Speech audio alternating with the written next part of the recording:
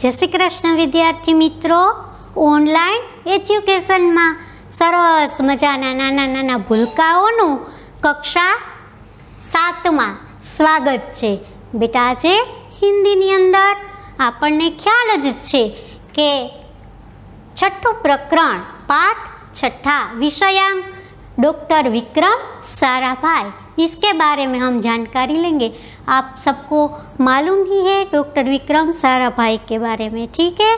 तो आज मैं आपको शब्दार्थ आपको दिखाऊंगी, यानी इरादा। इरादा यानी विचार, એટલે કોઈ સારો વિચાર, એવા વિચાર સાથે લઈને ઈરાદો સાથે લઈને આગળ વધીએ તો આપણી પ્રગતિ થાય। લિફાફા, લિફાફા એટલે પત્ર, કાગજ। આપણે જે કાગળ લખીએ છીએ, જે પત્ર લખીએ છીએ બેટા, એની ઉપર ગુજરાતીમાં કવર કહેવામાં આવે અને હિન્દીમાં એ કવરને આપણે એડ્રેસ લખીએ એમને लिफाफा કહેવામાં આવે છે। उसके बाद ढेरों, ढेरों यानी बहुत ज़्यादा, बहुत से ज़्यादा तक बताते हैं उसे अधिक कहते। लेस यानी सुसज्जित, सुसज्जित यानी कि उसके अंदर हम व्याकरण के साथ जाते हैं।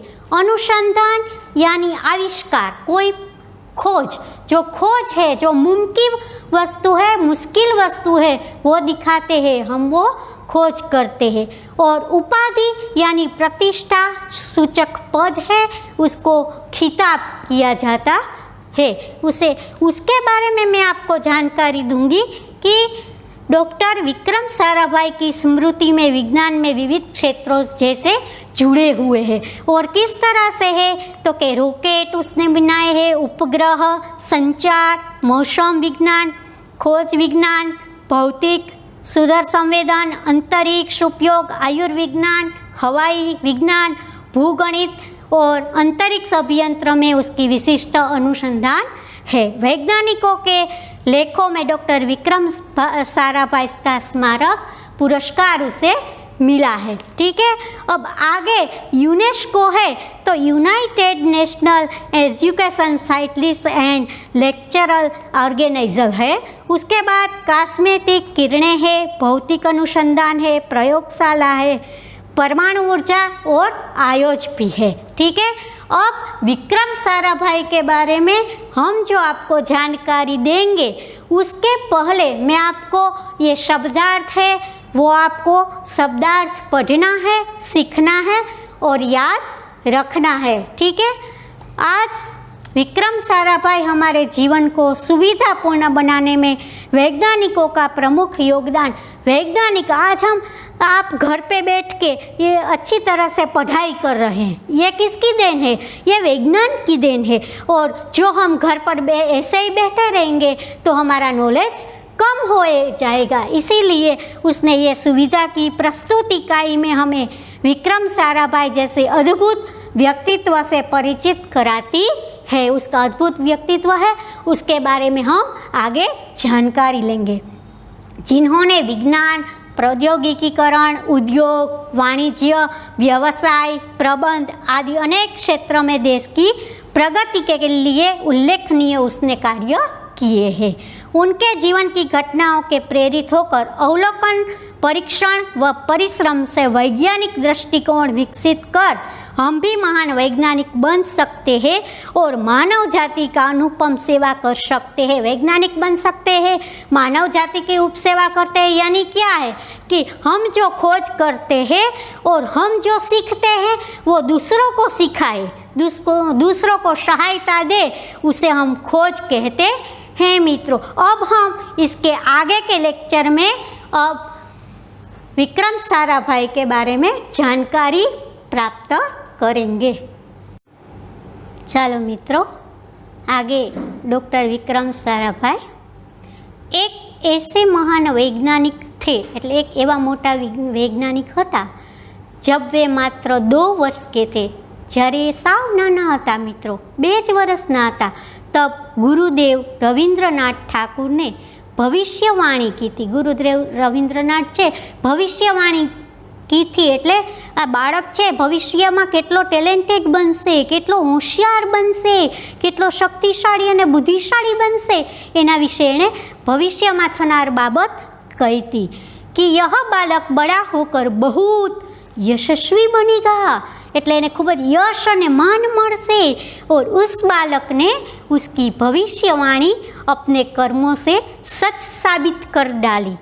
ભવિષ્યવાણી કરી હતી બેટા, પણ એને પાછી સચ સાબિત કરવી। કોઈ એમ કે તું હોશિયાર બનીશ, તો પણ હોશિયાર બનવા માટે જે તે વ્યક્તિએ મહેનત કરવી પડે, જે તે વ્યક્તિએ લગન કરવી પડે, અને એ વસ્તુ છે એને હાસિલ કરવા માટે પ્રયત્ન આપણે કરવો પડે અભ્યાસમાં।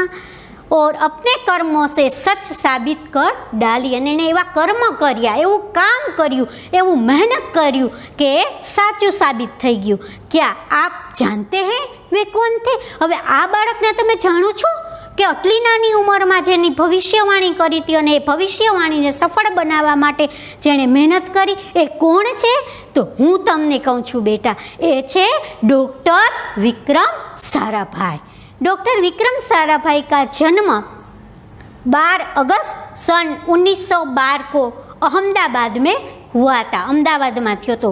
उनका परिवार एक प्रतिष्ठित उद्योगपति परिवार, प्रतिष्ठित એટલે ખૂબ જ સારા સમાજની અંદર માન ને મોભો ને હોય, પોતાની પ્રતિષ્ઠા હોય એ વ્યક્તિ છે એ ઉદ્યોગપતિ પરિવાર, એટલે એ બિઝનેસમેન, ધંધાદાર હતા એના પપ્પા। उन्होंने पिता का नाम अंबालाल तथा माता का नाम सरला देवी था। एना पप्पाનું નામ એટલે પિતાજીનું નામ અંબાલાલ હતું અને માતાજીનું નામ એટલે મમ્મીનું નામ, માનું નામ સરલા દેવી હતું। વિક્રમભાઈ 8 ભાઈ બહેન थे। કેટલા ભાંડેડા હતા? 8 ભાઈ અને બેન। बाल्यकाल से प्रतिभावान विक्रमभाई के बचपन का यह प्रसंग उनके तो अपने परिवार के साथ शिमला गए। बाल्यकाળ, નાનપણની વાત છે। બાલ્યકાળ એટલે નાનપણમાં એ प्रतिभावान विक्रम साराभाई नानपणમાં यह प्रसंग उनके अपने परिवार के साथ शिमला गई। सफलता हासिल करने की बुलंद इरादे को वो दर्शाता है, ये बतावे छे। जब वह 5-6 साल के थे तो अपने परिवार के साथ शिमला गए। जो 2 વર્ષનો બાળક હતો, હવે ધીમે ધીમે બાલ્યકાળ એટલે ઉંમર વધે છે। હવે કેટલી ઉંમર થઈ? તો કે 5 અને 6। शिमला में उनके पिता की अंबालाल के नाम ढेरों चिट्ठियाँ आती थी। जो અહીંયા શબ્દ આપણે કીધો જ છે, ઢેરો એટલે ખૂબ જ જાજી, चिट्ठियाँ એટલે पत्र, कागड़ ने घना बधा आवता। यह देखकर बालक विक्रम के मन में भी इच्छा हुई कि उनके नाम भी खूब सारे पत्र आए।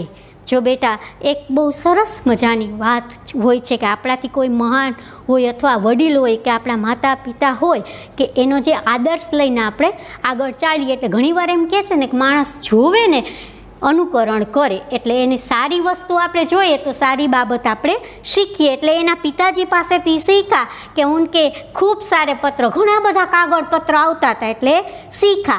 इसीलिए कई लिफाफों पर अपना नाम तथा पता लिखा और डाकघर में डाल दिए। जो एने શું કર્યું જોયું તમે મિત્રો કે એણે સરસ મજાનો જે કાગળ હતો, કવર હતા, એમાં પોતે ચિઠ્ઠી લખી અને ઘણા બધા પોતે નામ સરનામા डाकघर में डाल दिया।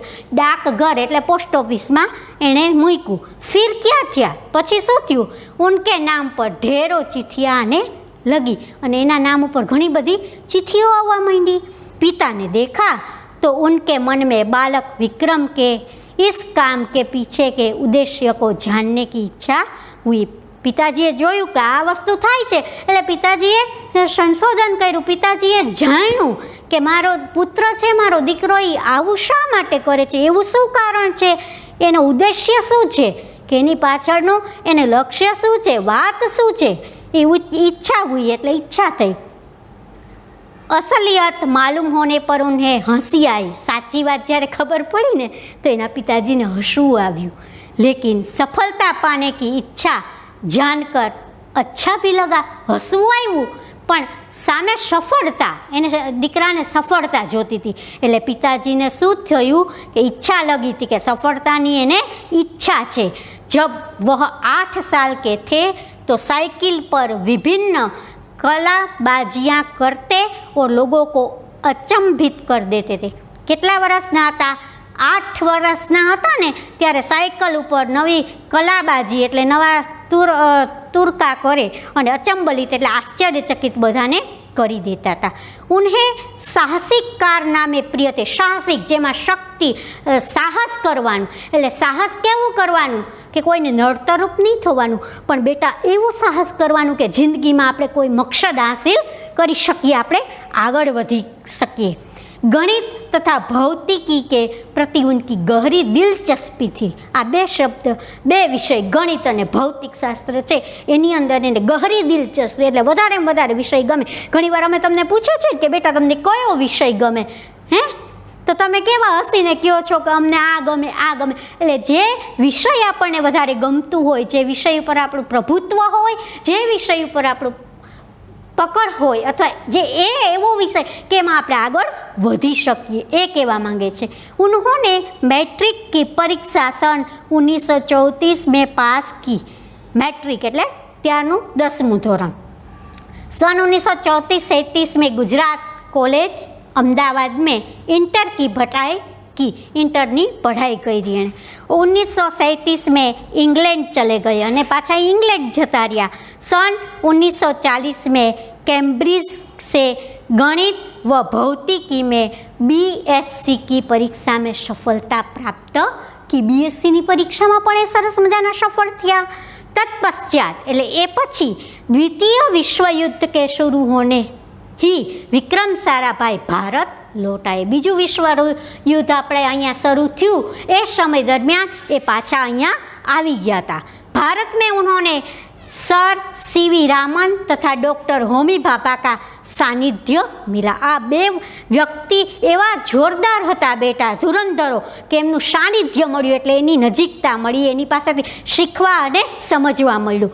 વહાં રાષ્ટ્રીય સ્વતંત્રતા આંદોલન સે બડે પ્રભાવિત હુએ. રાષ્ટ્ર માટે જે સ્વતંત્રતા મેળવવાની હોય એનો આંદોલનમાં એ પ્રભાવિત થયા. અને सन 1942 में वह मृणालिनी स्वामीनाथन के साथ विवाह सूत्र में बंधे. उनकी पत्नी का नाम था मृणालिनी स्वामीनाथ के साथ, वो उसके साथ विवाह में बंधे. जय श्री कृष्ण मित्रों.